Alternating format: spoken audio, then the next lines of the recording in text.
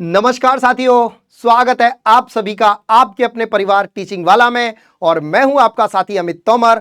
मैं आज आपके लिए लेके आया हूं एक बहुत ही महत्वपूर्ण जानकारी। जी हां साथियों, आपकी बहुत सारी समस्या, बहुत सारा सिर दर्द, उन सब के जवाब आपको इस वीडियो में मिलने वाला है। जैसा कि आप देख पा रहे हो भैया, वीडियो में आपको क्या क्या जानना है कि एसएसटी जो कि सीटेट पेपर 2 दिसंबर 2023, जो कि आपका पेपर दिसंबर के महीने में होने वाला है, इसमें आप एसएसटी में क्या पढ़ें, कितना पढ़ें, कैसे 60 नंबर की तैयारी करें। 150 150 में से 60 नंबर एक बड़ा वेटेज है, कैसे इसकी तैयारी करें, नोट्स कैसे बनाएं, बहुत सारी समस्या, क्या पढ़ें, रणनीति कैसे बनाएं, कितना पढ़ें, कौन सी बुक पढ़ें, कहां से पढ़ें, सर समझ नहीं आ रहा, सब मिक्स हो रहा है, कितना पढ़ें, बहुत सारी दिक्कतें, बहुत सारी समस्या, उन सब का समाधान आज आपको इस वीडियो में मिलेगा। वीडियो में बने रहिए और जानना शुरू करिए एक एक करके अपनी हर समस्या का समाधान। तो आइए चलते हैं। पहली बात, subject SST, how to get 60/60, यानी कैसे प्राप्त करें 60 में से 60, यानी 60 में से 60, 60/60, कैसे 60 में से 60 नंबर पक्के करें। जी हां साथियों, 60 में से 60 एसएसटी में, पेपर 2 सीटेट में कैसे करें।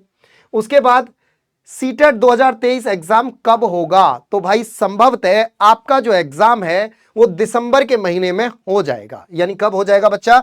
आपका एग्जाम दिसंबर के महीने में हो जाएगा। इस एग्जाम की डेट क्या होगी? दिसंबर के लास्ट में भी, मतलब 15 से और 30 दिसंबर का, संभवतः 15 दिसंबर या 20 दिसंबर के आसपास आपका पेपर हो जाना है। ऑफलाइन मोड पर पेपर होगा। तो एक तो अच्छी बात यह है कि इस बार कोई भी आपका नॉर्मलाइजेशन का चक्कर नहीं होगा। एक मीटिंग, मतलब फर्स्ट पेपर पहली मीटिंग, सेकंड पेपर दूसरी मीटिंग, ऑफलाइन मोड पे होगा। एक पेपर होगा, पूरा का पूरा टेंशन फ्री। तो आपको कहीं भी दिक्कत नहीं है कि ऑनलाइन होगा, वहां होगा, कैसे कंप्यूटर चलाए। तो ये सारी दिक्कतें, आपके सारे झंझट क्लियर हो गए। तो ऑफलाइन मोड पे होगा। दूसरी बात, अब बात आती है तैयारी की। सबसे पहले क्या पढ़ें? बड़ी समस्या, सर समझ नहीं आ रहा क्या पढ़ें, हमें तो यही पता नहीं है कि सीटेट में क्या पढ़ा जाता है। रणनीति कैसे बनाएं, कैसे पढ़ें, और गुरुजी बुक कौन कौन सी पढ़ें। तो सबसे पहले मैं इस पे आता हूं कि यही है असली वजह जिससे आपको सीटेट में 60 में से 60 नंबर दिलाएगी। कौन कौन सी बुक पढ़ें? मैं देखो कोई कोचिंग रिकमेंड नहीं करूंगा, मैं आपको बुक रिकमेंड करूंगा, सिर्फ और सिर्फ बुक। अगर आपने मेरी बताई हुई बुक पढ़ लिए तो आप 60 में से 60 ही लाओगे, इस बात की गारंटी है। सर बुक बताओ तो जल्दी बताओ। मैंने कहा एक बुक नहीं बताऊंगा। बोले और सर कितनी बताओगे? मैंने कहा यार सीटेट दे रहे हो, पेपर 2 दे रहे हो, तो थोड़ा मेहनत करना लगेगा। आपको क्या पढ़नी है बच्चा? एनसीईआरटी आपको पढ़ना है, सिर्फ एनसीईआरटी के द्वारा जो बुक है, और कौन कौन सी क्लास की? 6 to 8 तो आपको पढ़ना ही पढ़ना है बच्चा। ये 6 to 8 की सारी किताब आपको पढ़नी है। गुरुजी सॉरी किताब 6 से 8 तो बहुत हो जाएंगी। अरे नहीं भाई, 6 क्लास में हिस्ट्री पॉलिटी और geography, history polity geography 7, history polity geography 8, यानी टोटल मिला के 3 9 बुक हो गई। गुरुजी 9 बुक आप कैसे कह रहे हो? अरे बहुत पतली पतली बुक है, अगर आप अच्छे से पढ़ने बैठोगे तो एक बुक एक दिन में पढ़ दोगे।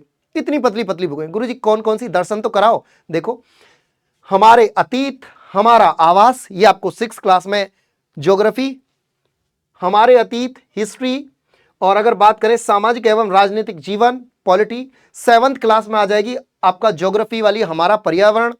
और इधर आपको हमारे अतीत जो पार्ट 2 होगा हिस्ट्री का, और सामाजिक एवं राजनीतिक जीवन ये आ जाएगा आपका 8th क्लास में पार्ट 3। उसके बाद पार्ट 3 हमारे अतीत ये आ गई, और पार्ट 2 सामाजिक एवं राजनीतिक जीवन 7th में, ये 8 की हो जाएगी। और बेटा ज्योग्राफी में आ जाएगा संसाधन एवं विकास। ये किताबें आपको 9 किताबें हैं जो आपको बहुत अच्छे से पढ़नी है। ठीक है, तो बुक तो हो गई, इससे अलावा आप कुछ मत पढ़ो, इस बात की मेरी गारंटी है। इसके अलावा आप कुछ मत पढ़ो, किसी की भी कोई कुछ भी कहे, कुछ भी बोले, मत पढ़ो। सीटेट का इवन मैं आपको जो बता रहा हूं, पेडागोजी भी होगा ना, अगर आपने अब से पहले एनसीईआरटी पढ़ी है तो आपको साइड में एक कॉलम बना होता है, वहां लिखा होता है कि एक टॉर्च लीजिए, उसमें छिद्र कीजिए, अब आप एक अंधेरे कमरे में जाइए, दीवार पर वो टॉर्च लगाइए। तो इस तरह से वहां एग्जाम्पल दिए होते हैं। क्या दिए होते हैं बच्चा? वहां एग्जाम्पल। उन्हीं एग्जाम्पल से पेडागोजी के क्वेश्चन बनते हैं। तो अगर आपने उस बुक में वो एग्जाम्पल ध्यान से पढ़े ना, तो आप पेडागोजी भी पूरी यहीं से कर लोगे, यानी किताबों से ही पेडागोजी खत्म। अच्छा गुरुजी, मतलब ये बात है, यानी रणनीति इस तरह से बनाई जाए कि हमें एनसीईआरटी पढ़नी है। बिल्कुल। अब बात आती है कि सर आपने जो पहले बताया था कि कैसे तैयार करें रणनीति, क्या पढ़ें? सवाल का आंसर मिल गया। क्या पढ़ें? एनसीईआरटी पढ़ें। एनसीईआरटी पढ़ना है। कहां से कहां तक? 6 से 8, 6 to 8 तो पढ़ना ही पढ़ना है। 9 10 पढ़ लो और अच्छी बात है, 6 to 8 तो लेकिन कम से कम पढ़ के जाना। ये बात समझ में आ गया?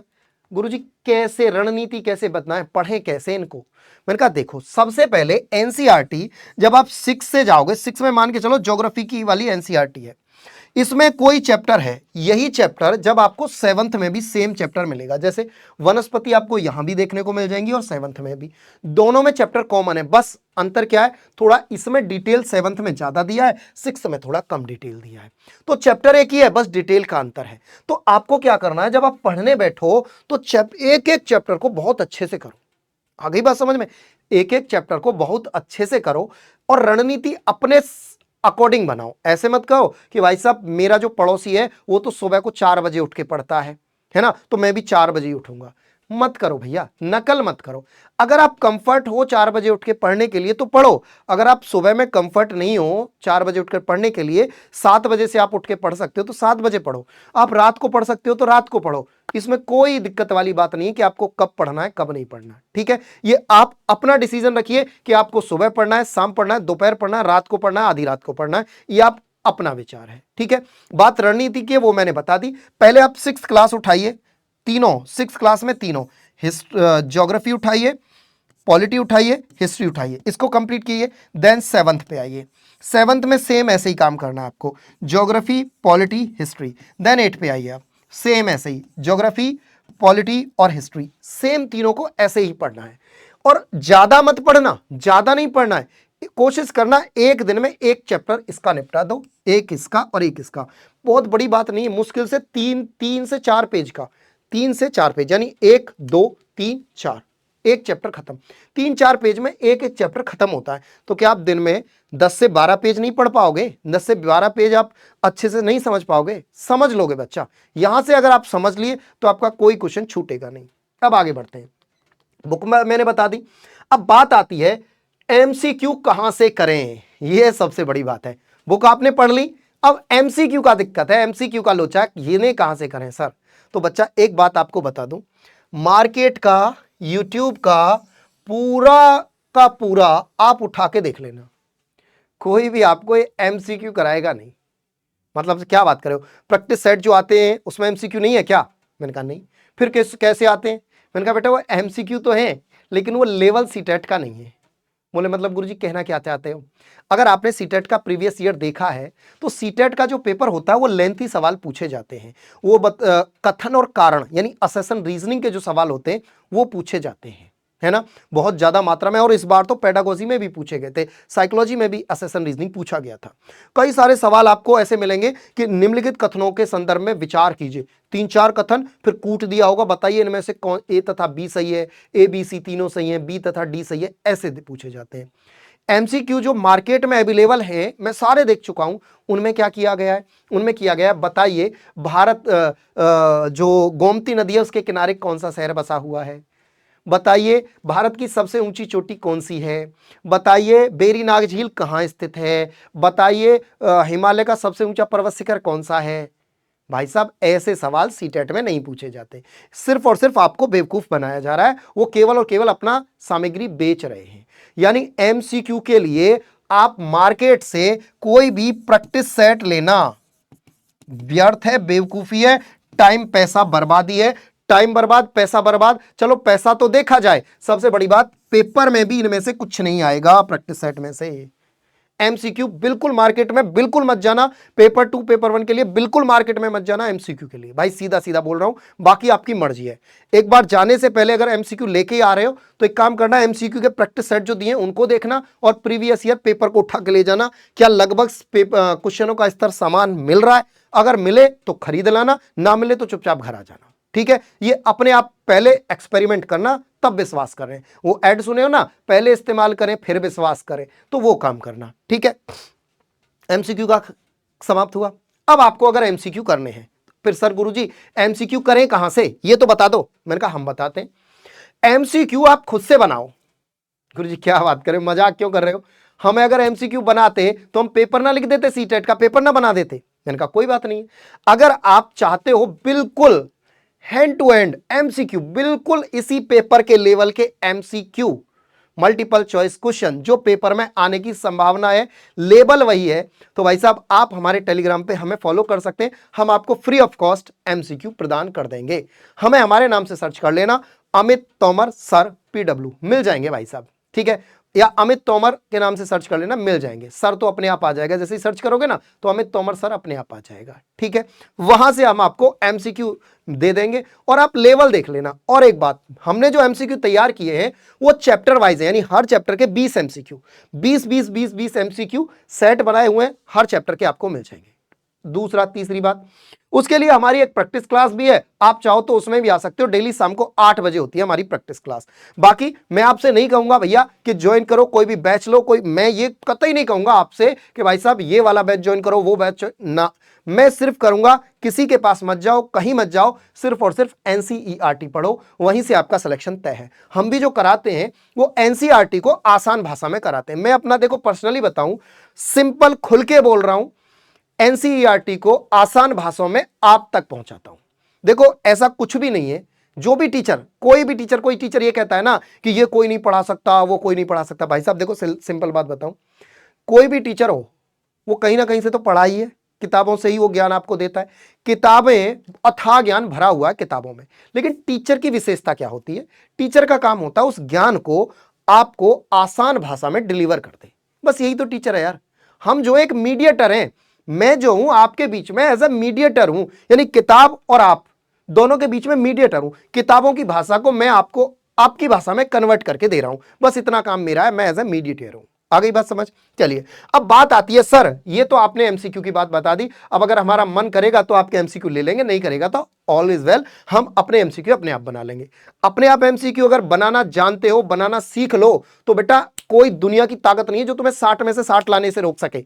अगर अपने आप एमसीक्यू बनाने आ गए, वो कैसे बनाओगे वो मैं तुम्हें सिखा दूंगा, इस बात की मेरी गारंटी है, तुम्हें एमसीक्यू बनाना सिखा दूंगा, हर चैप्टर से फिर एमसीक्यू खुद बनाओगे। अब सोचो अगर तुम सीटेट के जैसे एमसीक्यू खुद बनाने लगे तो क्या पेपर तुमसे बाहर चला जाएगा? नहीं जाएगा बेटा, मैंने बहुत सारे बच्चों को ऐसे सिखाया हुआ है।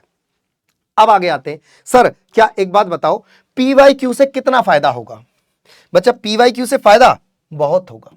जब मैं तो ये कहूंगा, जब एग्जाम देने जाओ तो बेटा सारे के सारे जितने भी अब तक सीटेट में पीवाईक्यू हुए हैं, यानी प्रीवियस ईयर क्वेश्चन, जितने भी प्रीवियस ईयर के क्वेश्चन हैं उन सबको सॉल्व करके जाना, आपको बहुत फायदा मिलने वाला है। लगभग आपके मैं कहूं तो 30%, 25 to 30% पेपर आपको पीवाईक्यू से मिल जाना है। हो सकता है 40% पेपर भी आपको पिछले जितने भी सालों के पेपर दिए हैं आपने उन सभी से मिल जाए, तो आप ये काम जरूर करके जाना, ठीक है। तो ये जानकारी कितना पढ़ें, अब सबसे इंपॉर्टेंट बात आई, गुरुजी क्या घंटे पढ़ें, 10 घंटे, 12 घंटे, 15 घंटे, 20 घंटे, कितने घंटे पढ़ें? ये बात तो आपने बताई नहीं। आप कितने घंटे पढ़ते थे जब आपने सीटेट दिया था? मैंने कहा मैं बताऊं तो मैंने कभी टाइम लगा के पढ़ाई नहीं की। गुरुजी मतलब फिर कैसे? मैंने कहा देखो, जब भी आप पढ़ो, मेरा मानना, अपना मानना ऐसा है, आपकी कुछ भी राय हो सकती है, मेरा अपना जो मानना है पढ़ने के को लेकर, मेरा मानना यह है कि कभी भी आप ऐसे टाइम मत बनाओ कि मैं 4 घंटे ये पढ़ूंगा, 2 घंटे ये पढ़ूंगा, 6 घंटे ये पढ़ूंगा, 3 घंटे ये पढ़ूंगा और दिन में 18 घंटे पढ़ाई करूंगा। ये आप कभी भी प्लान मत बनाओ। बोले गुरुजी फिर क्या प्लान बनाए? मैंने कहा देखो प्लान ऐसे बनाओ, जैसे मान के चलो आप टारगेट जब आज रात जब आप सो, तो कल का टारगेट आज रात को सोते समय डिसाइड कर लो, इवन एक डायरी पे लिख लो, एक डायरी बनाओ, उसमें डेली का टारगेट कि कल सुबह उठूंगा तो ये करूंगा, जैसे कि मैं कल सुबह ज्योग्राफी में पहला चैप्टर नंबर 1 कंप्लीट करूंगा, ये लिख लिया। दूसरा, मैं हिस्ट्री में एक चैप्टर कंप्लीट करूंगा। तीसरा, मैं पॉलिटी में एक चैप्टर कंप्लीट करूंगा। ठीक है, लिख लिया, लिख लिया। अब आप सुबह हो और अपने प्लान पे लग जाओ। अब वो आपकी प्रॉब्लम है कि आप सुबह 6 बजे लगते हो, 4 बजे लगते हो, 10 बजे लगते हो, 7 बजे। आपका जब भी मन हो कि मैं तब से पढ़ना शुरू करूंगा, आप तब से अगली सुबह उठो, बढ़िया से नहा धो के फ्रेश हो और बढ़िया से पढ़ने बैठ जाओ। मान के चलो आपने ये काम, और हां एक और बात, आप कभी भी ज्यादा से ज्यादा 35 से 40 मिनट ही पढ़ सकते हो, उससे ज्यादा नहीं पढ़ सकते। अगर आप ये सोचो कि मैं एक साथ बैठ के 4 घंटे में से खत्म कर लूंगा, तो बेटा पॉसिबल नहीं है। 35 से 40 मिनट पढ़ें, फिर अपने आप को 5 मिनट का ब्रेक दें, बढ़िया से कुछ पानी वानी पिए, कुछ खाएं पिए, गान एक आध सॉन्ग वॉन्ग सुन लें, दोबारा से आके बैठ जाएं। ये काम करो। मान के चलो ये काम निपटा लिया आपने, सुबह मान के चलिए 7 बजे आप पढ़ने बैठे, तो ये काम आपने 7 से 9 तक निपटा लिया। ये काम आपने 10 से 12 तक निपटा लिया। मतलब जो टास्क आपने एक दिन का रखा था, वो टास्क आपने शाम के 4 बजे तक, 4 PM तक कंप्लीट कर लिया। ठीक है, अब जब अपना टास्क जो आपने डेली का आपसे कहा था, एक टास्क, एक गोल कि आज दिन में ये गोल अचीव करना है, जब आप उसे अचीव कर लो, तो फिर उसके बाद ये मत सोचना कि गोल तो अचीव हो गया, अब और एक्स्ट्रा पढ़ लें। एक्स्ट्रा मत पढ़ना। अब जो टाइम बचा वो आपका है, आप जैसे चाहो एंजॉय करो, मूवी देखो, सॉन्ग सुनो, दोस्तों के साथ गप्पे लड़ाओ, जो मन करे करो मजे से, वो आपका टाइम है फ्री। बस इतना कर सकते हो। शाम को सोने से पहले एक बार इसे फिर से रिवाइज मार सकते हो, बस इतना कर लेना। अगले दिन का टारगेट फिर से सेट करो। टारगेट सेट नेक्स्ट डे का टारगेट फिर से सेट करो, और फिर से वही कि इस बार इतना चैप्टर इसमें, इतना चैप्टर इसमें और इतना चैप्टर इसमें करना है। अगले दिन उठो, फिर उस टारगेट को पूरा करो। और टारगेट याद रखना, स्टार्टिंग में छोटे छोटे टारगेट रखो, भले ही पूरा चैप्टर ना हो, चैप्टर में से टॉपिक उठा लेना। कि जैसे ज्योग्राफी में मुझे केवल जो है सोलर सिस्टम करना है, केवल सोलर सिस्टम से बाहर नहीं जाना। हिस्ट्री में कि केवल एक वंश करना है, गुप्त वंश करना है, एक वंश करना है। पॉलिटी में केवल राष्ट्रपति पढ़ना है। मतलब छोटे छोटे टारगेट सेट करना, बड़ा टारगेट स्टार्टिंग में सेट मत करना। अपनी योग्यता मतलब अपनी क्षमता के अकॉर्डिंग, ठीक है, जितनी तुम्हारी पावर है उसके अकॉर्डिंग टारगेट सेट करना, छोटे छोटे छोटे छोटे, और उन्हें पूरा करना। आप केवल 15 दिन ऐसे करके देखो, 10 से 15 दिन, आपको लगेगा यार हमें तो बहुत कुछ आता है। ऐसे पढ़ाई करो, धीरे धीरे धीरे धीरे धीरे करो। बेटा वो कहावत है ना, बूंद बूंद से घड़ा बढ़ता है, तो आपका घड़ा 1 महीने में इतना भर जाएगा, आपके अंदर इतना कॉन्फिडेंस आ जाएगा, ये कहोगे सीटेट, अरे सीटेट को तो एग्जाम आज ले लो, आज हम 60 में से 60 मार दें, ये कॉन्फिडेंस आपके अंदर आ जाएगा। तो बस इतना करिए, ये मैं चाहता हूं आपसे। बाकी जो भी सारी चीजें हैं, जैसे मैंने आपको बताया कि भाई ये सबसे बड़ी दिक्कत है आपकी कि कितना पढ़ें, वो मैंने बता दिया। कहां से पढ़ें मैंने बता दिया, एनसीईआरटी पढ़नी है, बाकी कुछ नहीं पढ़ना है। कुछ भी मार्केट में बहुत सारे हैं कि भाई साहब ये हमारी बुक है ले लो, पागल बना रहे हैं, कुछ नहीं फंसेगा, टाइम पैसा तो बर्बाद होगा ही होगा, एग्जाम भी ना निकलेगा। तो अगर एग्जाम निकालना है तो भैया देखो एक ही समाधान है उसका। क्या समाधान है उसका? एग्जाम निकालने के लिए समाधान बस ये रहा, ये समाधान है भाई। देखो इसके अलावा कोई समाधान नहीं है, सिर्फ और सिर्फ ओनली एनसीईआरटी 6 to 8। ठीक है, तो आप मेरी बात अच्छे से समझ गए होंगे। उम्मीद करता हूं ये वीडियो आपके लिए बहुत खास रहा होगा। चलिए ऐसी अच्छी अच्छी वीडियो, ऐसी आपके काम की वीडियो मैं आपको बना के देता रहूंगा। बाकी आप मुझसे जुड़े रहिए। चलिए बहुत बहुत धन्यवाद आप सभी का क्लास में जुड़ने के लिए। नमस्कार सभी साथियों को।